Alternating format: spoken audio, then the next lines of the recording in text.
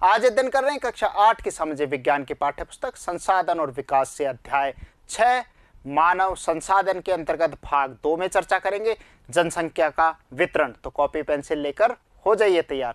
सबसे पहले जानेंगे जनसंख्या वितरण होता क्या है। हम जान चुके हैं अर्थ कि मानव संसाधन मिलकर ही लोगों की संख्या ही क्या कहलाती है, जनसंख्या कहलाती है। और उसका वितरण किस तरीके से है वह भी जाना है हमने कि विश्व में जनसंख्या का वितरण असमान रूप से है, समान रूप से वितरित नहीं है और कई सारे कारक उसको प्रभावित करते हैं। तो उसी पे नज़र बनाते हैं। नोट कर लीजिए, जनसंख्या का वितरण क्या है। भूपृष्ठ पर यानी कि पृथ्वी पर जिस प्रकार लोग फैले हैं, जिस तरीके से लोग फैले हुए हैं उसको हमें देखना है। तो वही क्या है, जनसंख्या वितरित कैसे है, बटी हुई कैसे है, उसे जनसंख्या वितरण का प्रतिरूप कहते हैं। पॉपुलेशन का पैटर्न उसको कहा जाता है। विश्व की जनसंख्या का 90% से अधिक भाग भूपृष्ठ के लगभग 30% भाग पर निवास करता है, यानी कि असमान है। अब इससे पता लगा कि सिर्फ 30% इलाके पर कितने लोग रह रहे हैं, 90% लोग निवास कर रहे हैं। विश्व में जनसंख्या का वितरण अत्यंत क्या है, असमान है। ये खास चीज है, यही प्रतीत हो रहा है क्योंकि जमीन कम है, लोग वहां पर ज्यादा रह रहे हैं, तटों के पास रह रहे हैं, नदी घाटी क्षेत्रों में रह रहे हैं, उपजाऊ इलाकों में रह रहे हैं, दुर्गम इलाकों में रहना पसंद नहीं करते हैं। कुछ क्षेत्र बहुत ही घने बसे हैं और कुछ क्या है, बड़े विरल हैं। विरल जैसे मरुस्थल विरल है। जनसंख्या के वितरण की विशेषताएं देखते हैं कि किस तरीके से अभी बात पढ़ी हमने कि कहाँ तो बहुत ज़्यादा लोग निवास कर रहे हैं, कहीं कम रह रहे हैं, कहीं सघन है, कहीं विरल है। तो क्या कारण है, कुछ गुण तो हैं। क्या क्या गुण हैं देखें, विशेषताएं।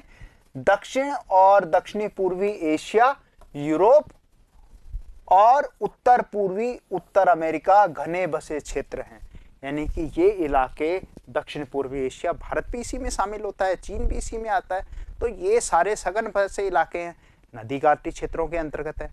उपयुक्त भौगोलिक दशाएं हैं जहां जनसंख्या निवास करना पसंद करती है। और कहाँ है, यूरोप में है और उत्तर पूर्व उत्तरी अमेरिका के इलाकों में बसी हुई है। उच्च अक्षांशीय क्षेत्रों, उष्णकटिबंधीय मरुस्थलों और उच्च पर्वतों, यानी कि उच्च अक्षांशों में, यानी कि चले जाओ आर्टिक से ऊपर ध्रुवों पे चले जाओ, 45 डिग्री से ऊपर जाते जाओ, उच्च अक्षांश आएंगे, बर्फ मिलेगी वहां पर। तो ऐसे इलाकों में लोग रहना पसंद करेंगे, कतई नहीं करेंगे, नहीं करेंगे। इसी तरीके से दुर्गम इलाकों मरुस्थलों में नहीं रहेंगे। इसी तरीके से विषुवतीय इलाकों में बहुत सघन घने जंगल हैं, जीव जंतु रहते हैं, वहाँ जनजातियाँ रहती हैं, आम लोग निवास नहीं करते। तो वह भी इलाके, परिवहन का जाल सही से विकसित नहीं है। तो ऐसे कई कारक हैं जो जनसंख्या के वितरण को प्रभावित करते हैं और उसकी विशेषताएं उसी में हैं। तो विषुवतीय वनों के क्षेत्रों में भी बहुत कम लोग रहते हैं। विषुवत वृत्त के दक्षिण की अपेक्षा विषुवत वृत्त के उत्तर में बहुत अधिक जनसंख्या रहती है। ये भी खास बात है। देखिए इस तरीके से हम देखें, ये विषुवत वृत्त है, ये 0 डिग्री, ये आपका क्या हो गया, इक्वेटर है जिसे विषुवत कहा जाता है। तो इसके उत्तरी गोलार्ध में, ये उत्तरी गोलार्ध में यानी कि नॉर्दर्न हेमिस्फीयर में यहाँ ज़्यादा लोग निवास करते हैं, बशर्ते नीचे वाले इलाकों में नहीं करते हैं। क्योंकि जो स्थल भाग है वह स्थल यानी कि महाद्वीपों का अगर आप वितरण देखेंगे बच्चों तो वह उत्तरी गोलार्ध में ज़्यादा है, तो वहीं ज़्यादा जनसंख्या निवास करती है। आगे देखते हैं, ये विश्व में प्रत्येक 100 लोगों पे एक तुलना की गई है, कंपैरिजन है, एक तुलना है।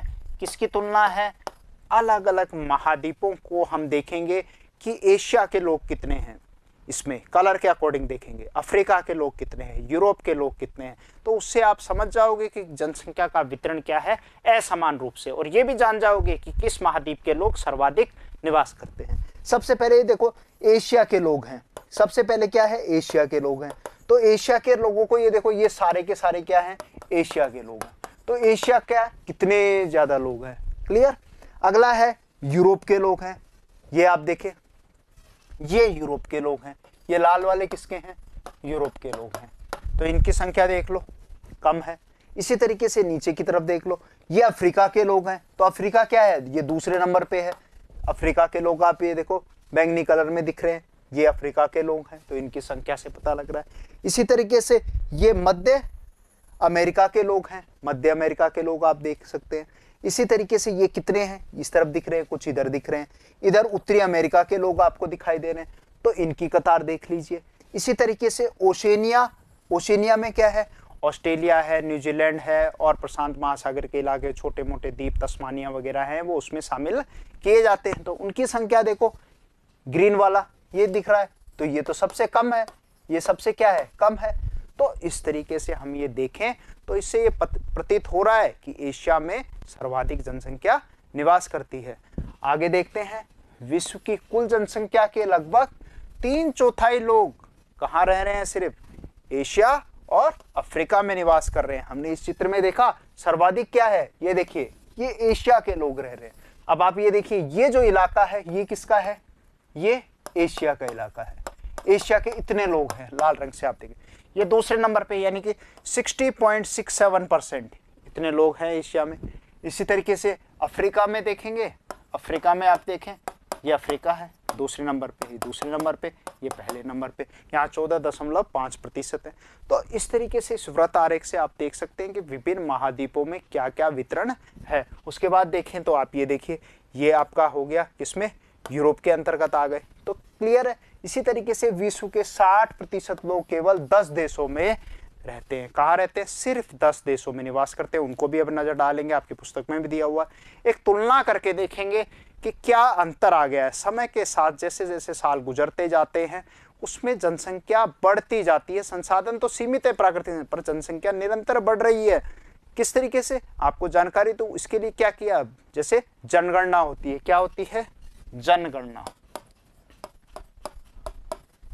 जनगणना जिसको क्या कहा जाता है, सेंसस कहते हैं। और ये सेंसस कितने साल से होता है, ये 10 साल के गैप से होता है। तो अब जैसे भारत का जनगणना कब हुई, वो 2011 में हुई। अब कब होगी, 2021 में होगी। तो 21 में तो कोरोना पेंडेमिक के कारण उसको रोक दिया गया, अब आगे होगी, उसका कार्यक्रम चलेगा। तो कहने का मतलब 10 वर्षीय जनगणना होती रहती है और उससे आंकड़े मिलते रहते हैं। उसी के आधार पर एक देखते हैं, ये विश्व की जनसंख्या का एक तुलना देख लेते हैं, क्योंकि पीछे बात की थी कौन से, 10 देशों की बात की थी जहां पर सभी देशों में 10 करोड़ से अधिक लोग निवास करते हैं। तो सबसे पहले देखते हैं, ये जो है ये 2015 का दिया है, 10 देश सबसे सर्वाधिक जनसंख्या जहां है, और ये 2019 का आंकड़ा हम देख रहे हैं। दोनों में अगर हम देखें तो पहले नंबर पे क्या है, चीन है, चीन पहले नंबर पे आया। फिर क्या है, आपके भारत है, भारत के बाद क्या है, यूएसए है, यूनाइटेड स्टेट ऑफ अमेरिका है। फिर इंडोनेशिया आ गया, ठीक है, इंडोनेशिया आ गया। फिर आपके ब्राज़ील है। अब आप अंतर यहाँ देखें 5वें नंबर पे, यानी कि 1, 2, 3, 4 और 5। अब आप इसमें देखें और 6ठे नंबर पे क्या आ गया, पाकिस्तान आ गया। ये स्थिति है। अब इसमें देखें 19 में देखें तो ये बढ़ोतरी हुई है। क्या बढ़ोतरी हुई है, 1 नंबर पे चीन है, क्लियर है। 2 नंबर पे भारत है, ये भी क्लियर है। 3 नंबर पे यूएसए है, सही है। फिर 4 नंबर पे क्या आ गया, इंडोनेशिया आ गया, सही है। 4 नंबर पे इंडोनेशिया, सही है। पर 5वें नंबर पे क्या आ गया, 5वें नंबर पे पाकिस्तान आ गया। 5वें नंबर पे कौन आ गया, पाकिस्तान आ गया। पहले वाले में क्या था, पाकिस्तान कौन से नंबर पे था, पाकिस्तान 6ठे नंबर पे था। तो ये बदलाव हो गए कितने वर्षों में, देखो 15। ये पुस्तक, ये आपकी पुस्तक में दिया हुआ ये आंकड़ा, और ये लेटेस्ट आंकड़ा है। तो दोनों में आप अंतर देख रहे हैं, तो याद रखेंगे। अब बदल गया है, 4 नंबर तक के सही है। पहला चीन है, फिर भारत है, फिर संयुक्त राज्य अमेरिका है, उसके बाद आपका इंडोनेशिया है।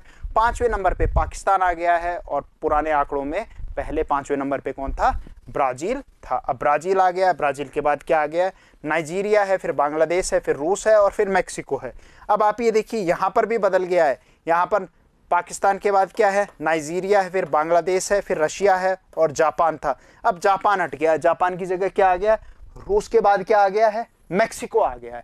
तो ये बदलाव होते हैं क्योंकि जनसंख्या जो है वह निरंतर क्या है, गतिशील इकाई में बढ़ रही है, बढ़ती जा रही है। तो उसमें देशों का जो प्रतिरूप होता है, जनसंख्या का प्रतिरूप, वह भी बदलता ही चला जाता है। तो वितरण क्या है, असमान है, और वह बदलता भी है।